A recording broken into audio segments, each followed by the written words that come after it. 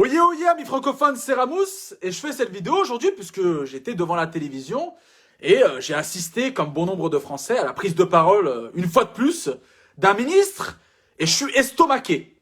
Donc il y a un moment où j'ai bien peur qu'il va falloir que quelqu'un prenne la parole, dise un petit peu tout haut ce que tout le monde pense tout bas, mais surtout, moi je vais m'adresser directement aux principaux concernés, donc le gouvernement, mais surtout au principal concerné, monsieur Emmanuel Macron, qui a les clés de notre patrie. Bon, j'ai essayé d'appeler un serrurier.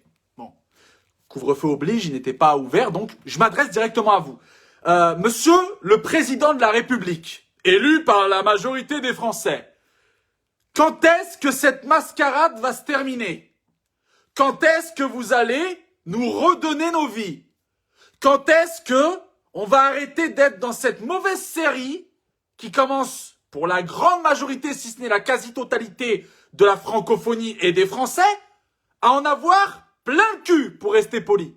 Parce que monsieur, ça fait plus d'1 an de Covid, alors vous êtes banquier, vous savez que 1 an est égal à un bilan de société. Le bilan de société du Covid est catastrophique. Alors il y a la crise sanitaire, mais il y a les conséquences de cette crise sanitaire. Alors je vais aller droit au but dans cette vidéo. J'espère bien que les gens qui vont la voir vont l'écouter jusqu'au bout et vont prendre la peine de la partager parce que j'aimerais que ça arrive à vos oreilles. Parce qu'il y a un moment où nous, on en a plein le cul et on n'a plus rien dans les poches. Ok? On va rester poli. On va essayer de s'exprimer totalement, voilà, poliment, même si on a envie un petit peu de vous dire votre cas de vérité, mais on va rester poli.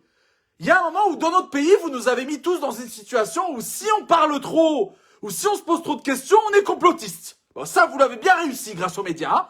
On a, dans notre pays aujourd'hui, une situation où les gens maintenant nous disent « Oui, mais vous comprenez, on est dans la merde, mais c'est pas bien mieux ailleurs. » Non mais les gars, je suis désolé. C'est pas en se comparant à des ânes qu'on va devenir des chevaux de course. Ok? Donc il y a un moment où cette excuse bidon de « Oui, non mais attendez, ça suffit maintenant. » Il y a des pays qui s'en sont beaucoup mieux sortis que nous. Alors nous, nous a vendu un projet européen, c'est de la merde, c'est un échec, vous avez échoué, donc on a le droit de vous dire vous avez échoué. Aujourd'hui, ça fait plus d'1 an de Covid, je suis désolé, je peux pas, moi, être d'accord avec un gouvernement comme le vôtre, qui n'a rien fait de conséquent. Alors vous nous parlez de vaccination, mais les gars, je suis désolé, 1 an de Covid, on a des millions de chômeurs en France qui n'attendent qu'une chose, retravailler. Alors il y en a certains qui cherchent à se réorienter. Vous vous rappelez, il y a quelques années, vous avez dit « Traverser la route, il y a du travail ». Ben vous aviez qu'à faire un pont ou une grue sur la route pour aider les Français qui veulent se réorienter à peut-être trouver un boulot dans les services sanitaires. Vous savez, qui n'ont pas de main d'œuvre, qui n'ont pas de personnel pour aider, hein, les aides-soignants, les infirmières, les médecins, etc. Ben, ils ont besoin de personnel. Alors en 1 an, ils auraient pu largement être formés et avoir les capacités nécessaires parce qu'on est quand même intelligent, je sais. Bon, vous nous prenez pour des abrutis, mais on est un minimum intelligent pour se réorienter et aller aider ceux qui sont réellement là pour notre bien-être, c'est-à-dire les services hospitaliers. Donc, vous n'avez pas fait ça. Pas de lit à l'hôpital, pas de lit d'hôpitaux. Il y a rien qui a été créé. Bon, allez, disons. Aujourd'hui, on nous parle toute la journée de... Mais vous vous rendez compte de ce qui se passe? Vous avez laissé nos étudiants crever. Nos étudiants, c'est un déficit pour eux. C'est une catastrophe. Catastrophe pour eux. Les étudiants sont à l'agonie. Je n'ai jamais vu autant d'étudiants aller dans les associations. Vous savez, les associations comme les Restos du Cœur. Oui, que vos prédécesseurs n'ont pas su créer, puisque c'est Coluche, notre bien-aimé, qu'il repose en paix s'il était là, le pauvre. Voilà. Qui l'a créé. Vous savez, ces associations qui aident les Français, bah ils sont remplis aujourd'hui. Aujourd'hui, on a les poches vides aujourd'hui. Et qu'est-ce qui va se passer, amis Français qui ont regardé cette vidéo? Parce que je pense qu'il y en a, ils le savent, soit ils ferment les yeux, ils se disent voilà, on verra.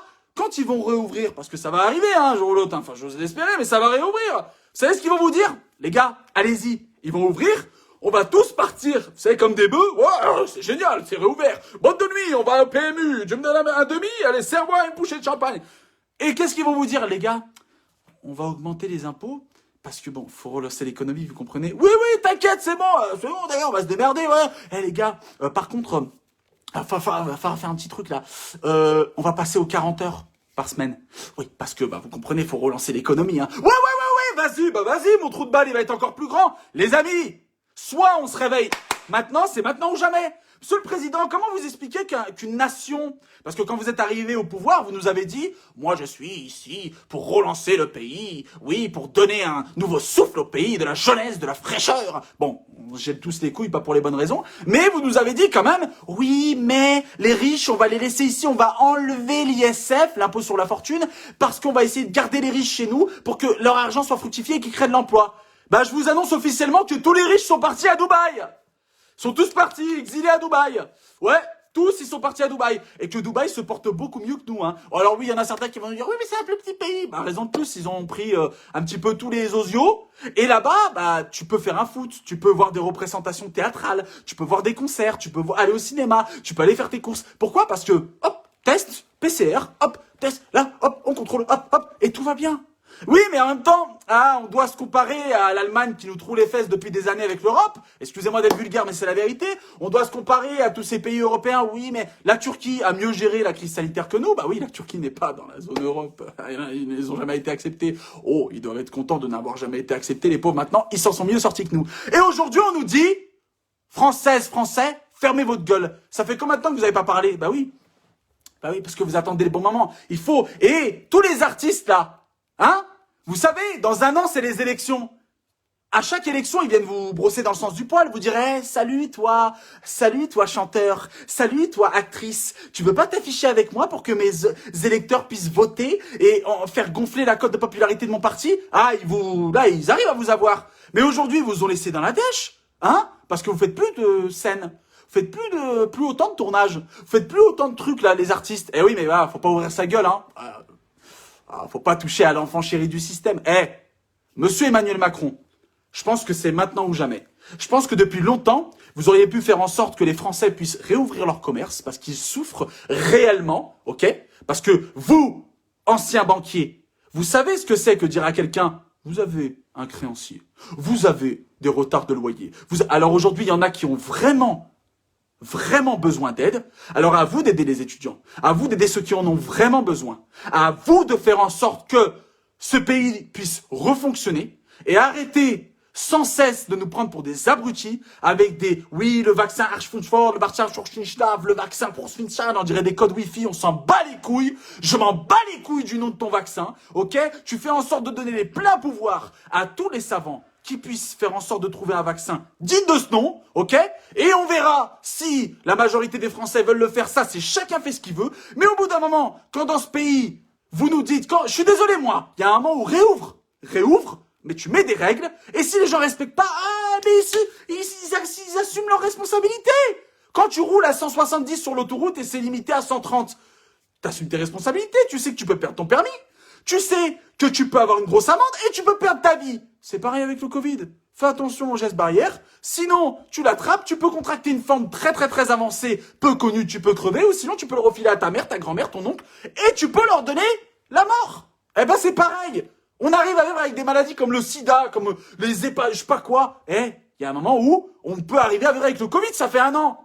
Alors le bilan de société du Covid, il est catastrophique. Alors je sais, c'est de la politique, il faut faire de la manipulation de masse, oui, non, mais vous savez, on est beau, on est grand. Si on réagit pas, je peux vous le dire, on va tous finir dans la merde. Et ça va finir en guerre civile. Les gens vont péter les plombs. Parce que, qu'est-ce qui manque à quelqu'un pour aller jusqu'à la guerre civile? C'est le fait de se dire, j'ai plus rien. J'ai plus rien, alors j'ai rien à perdre. Et aujourd'hui, je peux vous dire qu'il y a des commerçants. Il y a des employés, il y a des intermittents, il y a des travailleurs, il y a des chômeurs, il y a des personnes dans des situations catastrophiques, des étudiants qui n'ont plus rien à perdre. Alors moi, je veux pas voir mon pays dans les flammes, mais je veux pas le voir non plus crever de faim. Donc, il est honteux que dans le pays de la bouffe, il y ait des gens qui meurent de faim. Il est honteux que dans ce pays-là, qui soit gouverné par des gens qui ont le pouvoir de faire en sorte de nous rendre nos vies, qui nous prennent en otage comme ça. On est pris en otage. Alors, on dit pas que tout est possible, tout est beau, tout est rose, mais en tout cas, vous avez les pleins pouvoirs, vous avez la possibilité et les capacités de pouvoir faire quelque chose, faites-le. Parce qu'il y a un moment où, nous, on en a ras-le-bol. Tous les Français en ont ras-le-bol. Marre. Ça y est, ça suffit. On a atteint notre point de non-retour. On est arrivé à un point où on est essoufflé. Quand j'entends il y a quelques jours vos gouvernants qui viennent à la télévision française et qui disent « Oh, vous savez, on va pas mettre de nouvelles restrictions ou prendre de décisions pendant les vacances parce qu'on va laisser les Français souffler. » Non, mais on est essoufflé depuis 1 an. Ça fait plus d'1 an qu'on est essoufflé. Hein, et qu'il y en a, ils étaient pas asthmatiques, ils sont devenus asthmatiques. Alors arrête de nous chier tes conneries à longueur de journée. Ouais, non, mais on va laisser souffler. Tu crois quoi, là? Tu crois que c'est quoi? On fait un break, on est dans un couple? Je comprends pas ce que tu nous racontes. Donc, ok, ça suffit. Et il y en a, moi je le dis, mais je sais qu'il y en a énormément qui sont d'accord avec moi, qui en ont marre. Donc on dit pas que on veut la merde, on veut, non. À vous de trouver des solutions. Vous avez eu 1 an, je comprends pas, 1 an. Oh, au bout d'1 an, vous avez la solution. Ouais, mais il y a des variants. Mais c'est un virus, il va falloir apprendre à vivre avec. Vous inquiétez pas, on arrive à vivre avec des cons, hein. On a appris à vivre avec le terrorisme, vous savez? Alors on arrive à vivre quand même avec le Covid. Donc, prenez les choses en main, prenez-les vraiment. Prenez vos responsabilités, regardez les Français droit dans les yeux et faites les choses pour faire en sorte qu'on nous rende nos vies. Quand à Barcelone, le couvre-feu est à 22h, pourquoi en France il est à 18h?